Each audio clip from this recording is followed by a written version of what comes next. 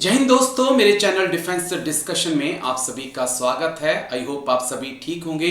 शाम के 7 बज चुके हैं और डिफेंस से जुड़ी तमाम अहम बड़ी खबरें लेकर मैं आपके सामने हाजिर हूं। आज बुलेटिन की शुरुआत में असम राइफल से जुड़ी 3 अहम तस्वीरें मैं आपको दिखाऊंगा। पहली तस्वीर आप जो देख रहे हैं, वहां पर एक बुजुर्ग महिला और साथ में उनके एक असम राइफल की जवान जो उनको ले जाती हुई दिखाई पड़ रही हैं। ये तस्वीर जो है दोस्तों, ये तस्वीर मणिपुर से सामने आई है। मणिपुर में असम राइफल की तरफ से एक मेगा मेडिकल कैंप का आयोजन किया गया, जहां पर दूर दराज क्षेत्र से महिलाएं, बच्चे, बुजुर्ग पहुंचे और उन्होंने अपना चेकअप कराया। ये कोई एक इकलौता कैंप नहीं है। इस प्रकार के कई मेडिकल कैंप जो है असम राइफल मणिपुर में, नॉर्थ ईस्ट में, इवन तक जम्मू कश्मीर में ऑर्गेनाइज करती है। ये वो तरीका है जिससे आप खुद को लोगों के साथ जोड़ पाते हैं और लोग आपके साथ खुद को जोड़ पाते हैं। तो कुछ और तस्वीरें, ये तस्वीर भी आप देख लीजिए। असम राइफल ने 29 दिसंबर 2025 को मणिपुर के कामजांग जिले के गुमोम गांव में स्थानीय युवाओं के साथ एक उत्साहपूर्ण वॉलीबॉल मैच का आयोजन किया, जो इस क्षेत्र में युवा भागीदारी, खेल भावना और सकारात्मक नागरिक सैन्य संबंधों को बढ़ावा देने की एक पहल है असम राइफल की तरफ से। लेकिन एक और तस्वीर जो असम राइफल से जुड़ी हुई मुझे बहुत पसंद आती है और जिसके लिए मैं अक्सर डीजी असम राइफल विकास लखेड़ा सर, लेफ्टिनेंट जनरल विकास लखेड़ा सर की तारीफ करता हूं कि जब भी हमारे जवान, असम राइफल के जवान, जेसीओ साहिबान रिटायर्ड जाने वाले होते हैं, वो उनके साथ मिलते हैं, उनके साथ बातचीत करते हैं, एक सम्मान समारोह का आयोजन किया जाता है। इस बार भी 55 जेसीओ, 48 अन्य रैंक और 2 सिविल स्टाफ सदस्यों को सम्मानित किया गया। और तो और देश भर से 45 परिवार इस कार्यक्रम में उपस्थित थे, जो एक अच्छी पहल है। मैंने पहले भी कहा था कि काश भारतीय सेना के अंदर भी ऐसा हो। हम तो जिस दिन रिटायर्ड जाना होता है अपना बक्सा उठाते हैं, डिपो में रिपोर्ट करते हैं और डिपो में 20-25 दिन कार्रवाई चलती है, उसके बाद हमें थैंक यू कह दिया जाता है। चलिए दोस्तों, आगे बढ़ते हैं। अब खबर जम्मू कश्मीर से। जम्मू कश्मीर से एक बहुत अच्छा वीडियो सामने आया। एक रेजिमेंट के ऑफिसर्स हैं और वो जम्मू कश्मीर के युवाओं के साथ बातचीत कर रहे हैं। वहाँ पर महिलाएं भी हैं, यूथ जम्मू कश्मीर का जो है वो मौजूद है और वो उनको मोटिवेट कर रहे हैं कि आपने किस प्रकार से आगे बढ़ना है, किस प्रकार से लाइफ में आगे आपके चैलेंजेस आने वाले हैं, उसका आपने सामना करना है। पढ़ाई आपके लिए बहुत ज़रूरी है, पढ़ाई को छोड़ना नहीं है। एजुकेशन जो है वो असली पावर है। तो आप में से कोई भी नहीं आता यहाँ पे, ठीक है। तो अगर आप ऐसे ही करते रहेंगे, पढ़ाई आगे करते रहेंगे, ये चीजें ऐसा नहीं है एक टेस्ट के लिए, आप आगे याद करते रहिए, आपको ये हेल्प करेगा।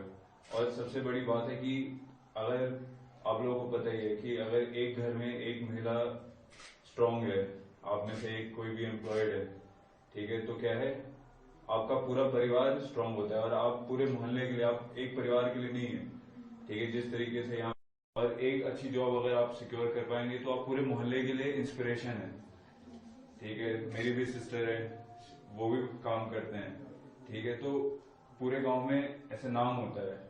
वो हम जहाँ से हैं तो वो गांव में पहले कुछ इस तरीके का करना चाहते हैं, ठीक है। तो आप ध्यान रखिए, आपके सब्जेक्ट्स वगैरह हैं ही।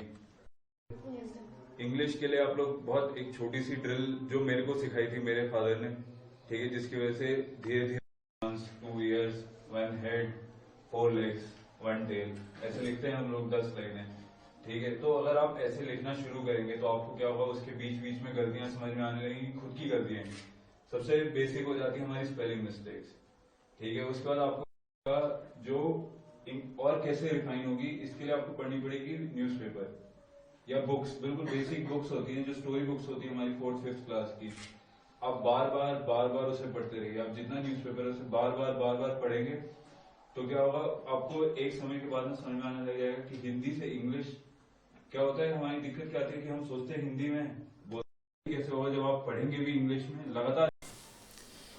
चलिए दोस्तों आगे बढ़ेंगे। ये खबर भारतीय सेना से जुड़ी हुई नहीं है, लेकिन खबर बहुत इंटरेस्टिंग है। राजस्थान में RAC है और उसके जवान ने एक नाबालिग बच्ची को छेड़ा, उसके साथ रेप किया और उसके बाद वो फरार हो गया।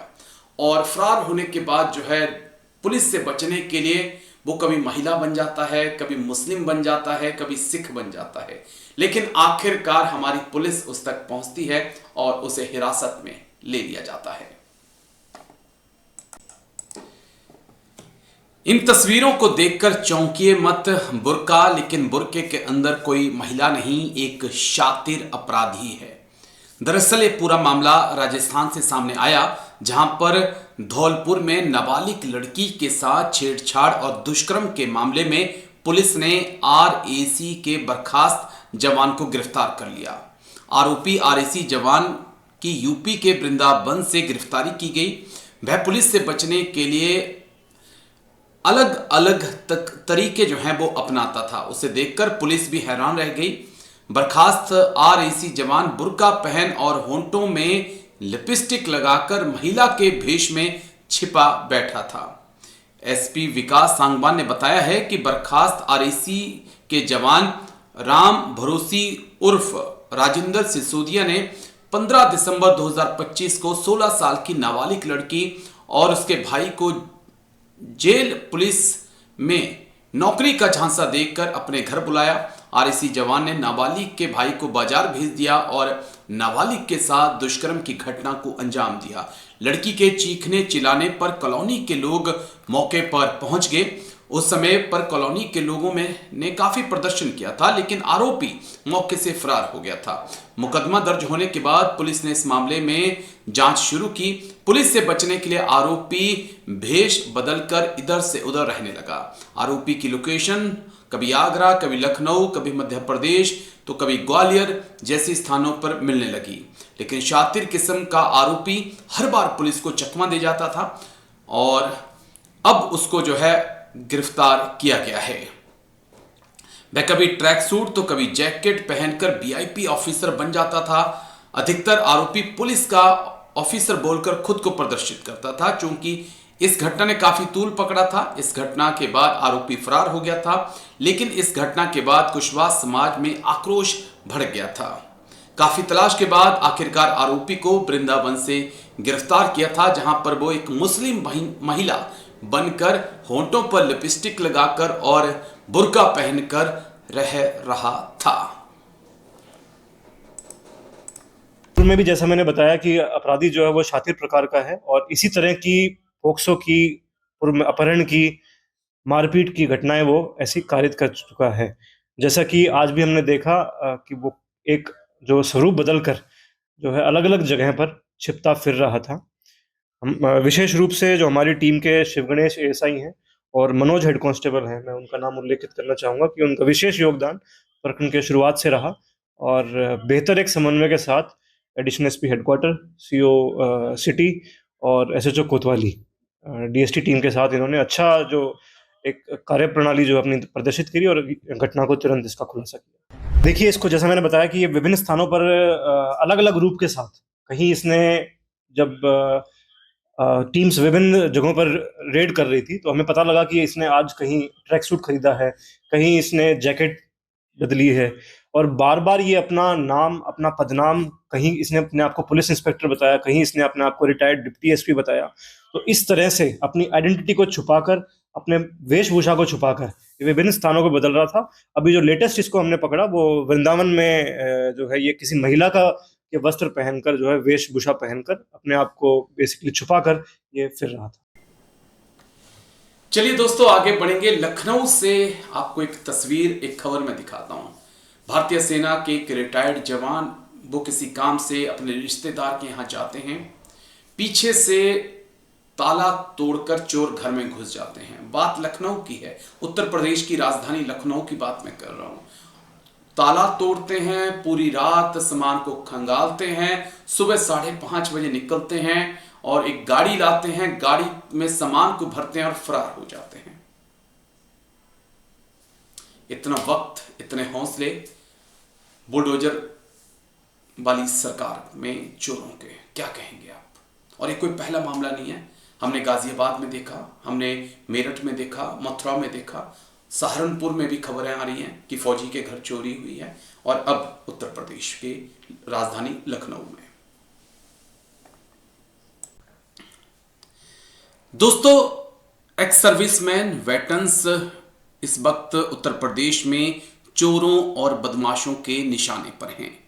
लखनऊ के पीजीआई थाना क्षेत्र में वृंदावन हाउसिंग सोसाइटी निवासी सेना से रिटायर्ड दिलीप गुप्ता के घर से चोरों ने बृहस्पतिवार रात लाखों का माल साफ कर दिया। बदमाश इतने बेखौफ थे कि लोडर साथ लेकर आए और उसमें सामान लादा और लेकर चले गए। घटना सीसीटीवी में कैद हो चुकी है। सीसीटीवी आप देख रहे हैं। दिलीप कुमार के मुताबिक 2 दिन पहले वह कानपुर गए थे। शुक्रवार शाम उन्होंने मोबाइल से घर में लगे सीसीटीवी कैमरे की फुटेज देखी तो दंग रह गए। बृहस्पति रात करीब 1:30 बजे चोर घुसे, पूरे घर को खंगाल डाला। इसके बाद सुबह करीब 5:30 बजे घर से निकले और दोबारा लोडर लेकर पहुंचे। चोरों ने घर का सामान लोडर में लादा और भाग निकले। आनन फानन में घर पहुंचे पीड़ित ने पुलिस को सूचना दी। पुलिस ने छानबीन की और कार्रवाई करने की बजाय घटना की जानकारी किसी को देने से मना कर दिया। एडिशनल इंस्पेक्टर विनोद पांडे के मुताबिक तहरीर मिली है और एफआईआर दर्ज की जाएगी और जल्द ही चोरों के खिलाफ कार्रवाई होगी। लेकिन इससे पहले हमने गाजियाबाद में देखा, एक रिटायर्ड इंडियन एयरफोर्स के अधिकारी को गोली मार दी गई। उसके बाद हमने मथुरा में देखा, माफ करिए मेरठ में देखा, जहां पर एक जवान, उसके ऊपर दनादन गोलियां दागी गईं। फिर हमने हापुड़ में देखा, वहां पर भी भारतीय सेना के एक जवान के घर में चोरी की गई।